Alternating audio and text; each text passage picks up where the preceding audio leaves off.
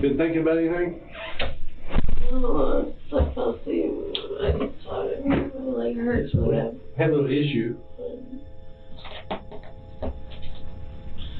So this is the guy you said you got a car from? Mm-hmm. Are you sure? Well, I told you he's in jail. Well, I told you he's been in jail since June the 6th.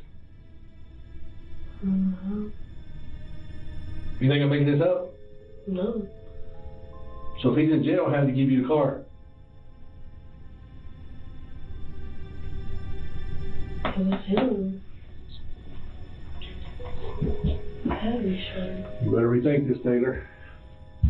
That's looking like you killed him. No, yeah, I didn't know it wasn't me. You think it's funny? No, I said it wasn't me. Well, you better figure it out then, because you just lied. Well, I didn't.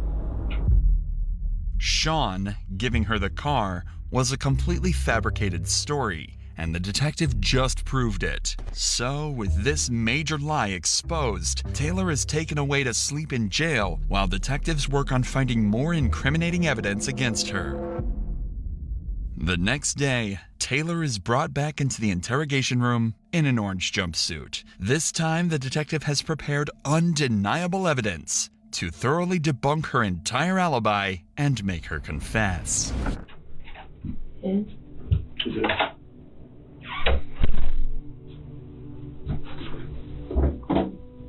You wanna know what happened to Bill?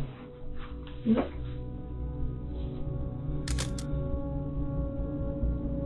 I didn't have to see a picture of it. You believe he's dead now? Yeah. You still think this is all a joke? No. You sleep last night, didn't you? You won't sleep. This will haunt you. There's only one way you're ever going to get any relief, or you're going to get any closure. And you're going to have to tell us the truth of everything you know, and you haven't done it yet. And it's going to be the hardest thing for you to do. But it's the only way you're going to get any peace ever.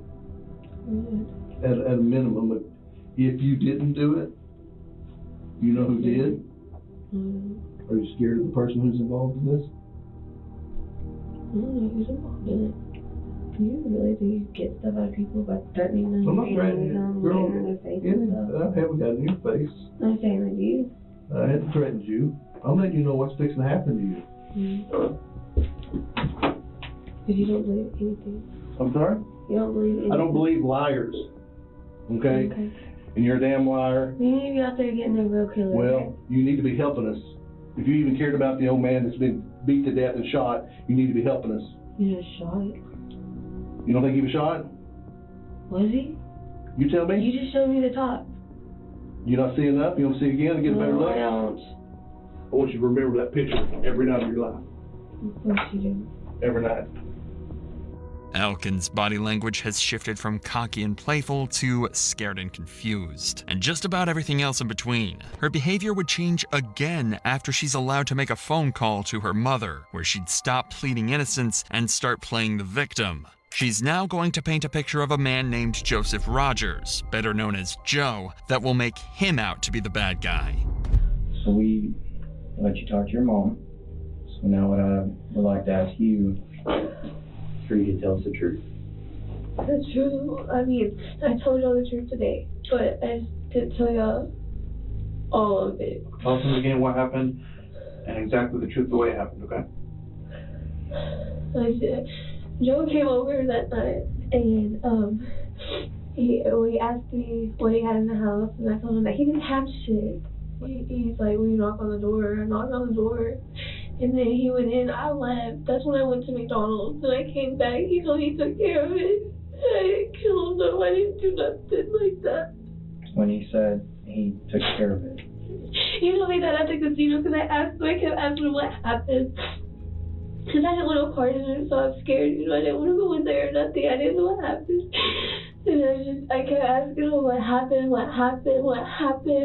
He kept telling me that he took care of it, that it's okay, that he finished it, blah, blah, blah, there's nothing to come about it. And he just kept telling me that he's like, to get rid of them TVs, blah, blah, blah. He's like, I'm not touching them. And that's when I had Pete on him. Like, I didn't know. If I knew all that, I would have took his car. Believe me, if I knew he was dead like that, where's you? Like, I just. Elkins has implicated Joe by claiming he'd taken care of William while he was robbing him of his belongings. She also claims he's behind the whole thing and she was too terrified to stop him. If this wasn't the third story she'd came up with, the detectives may have believed her. But what Elkins doesn't realize is that the detectives have potential evidence that will place her at the scene of the crime and prove she's been lying all along. Taylor, one thing that is concerning is the fact that Bill does have hair in his hand. Okay? And we had a detective down there during his autopsy who states that the hair is the same color as yours. And Joe doesn't have any hair. So where would that come from? Because I didn't see him at first. That's the truth. That's why I gave a hair sample. So I'll put the eyes on it. Yeah, that's why I gave a hair sample, because I didn't.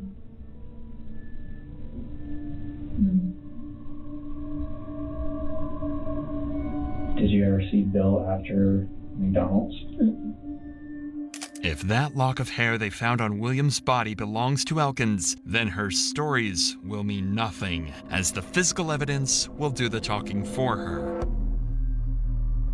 But right now, that's not the only thing she has to worry about, as detectives have even more evidence that proves her whole story has been a lie from the very beginning, and it's all thanks to the GPS tracker William's wife installed in his car.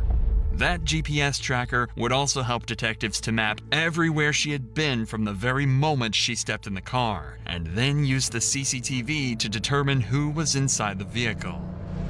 I know you don't have me, I'm sorry. You got a job to do, I hope you understand that. Let me show you another picture. Who's that? Where is that at? Well, there he is in the car with you. In Bill's car. That's Joe. Is Joe the one that killed him? Joe was with you when you left the house. And when y'all went to the casino. Did Joe kill him? Here's your opportunity. We got the evidence. There's a tracker on the car. We take it straight from when you left there. You go to Kavanaugh. You go to the casino. So you need to get this real for you real quick. So you need to think about this. Because we're fixing to take this to the prosecutor to get a warrant for you for murder. So you better start thinking if you want to take the rap or you want to be honest, because we're running out of time. No, you ain't. No, you ain't. I just showed you. I've not hit nothing. I didn't say you watched. I didn't say you watched, but I said you know. But here's the thing. Wait, okay, so people are supposed to come up and tell me, right? Now that you're protecting him, you'll be charged as an accomplice. How am I protecting him? You know what happened. So people just come up and tell me all the time now that people murdered somebody. No.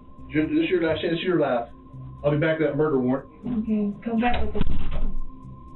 Taylor's arrogance with the entire situation has seemed to finally have caught up to her, and her extreme stubbornness has left the detectives with no choice other than to resort to other methods of incriminating suspects, such as DNA samples, hair samples, and last but not least, the polygraph. The polygraph test was done off camera. However, the polygraph examiner would have some harsh words for Taylor after the test had concluded. Get there. Oh, Jesus. Test results are not good, showing that you were showing deception. Deception means that you're trying to deceive. You're not being truthful. I am. I brought this in here to show you.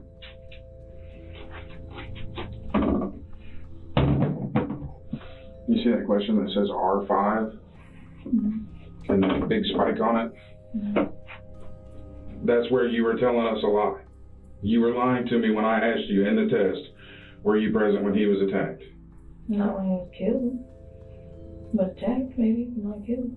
When I ask you, did you kill him? Your reading is stronger than that. Oh my God. I can't believe this, because you're just getting on my nerves right now. I'm not in the mood today. I've had. Well, I really don't give a shit if you're in the mood or not.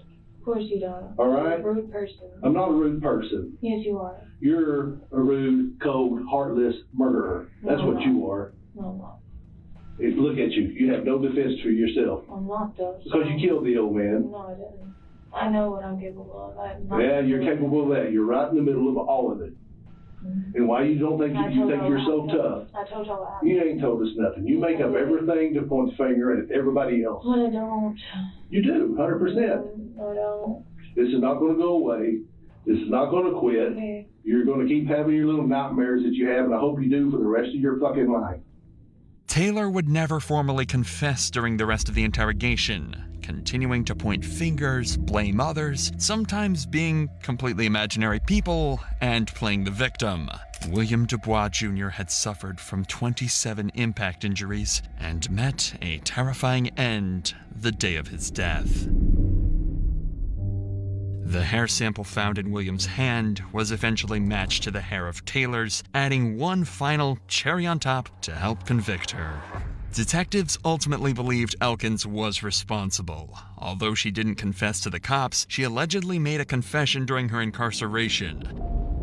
She also told another inmate that she went to William's house to borrow some money and had become angry when he didn't have any. So out of both frustration and pure evil, she grabbed a hammer and beat the life out of William without any remorse.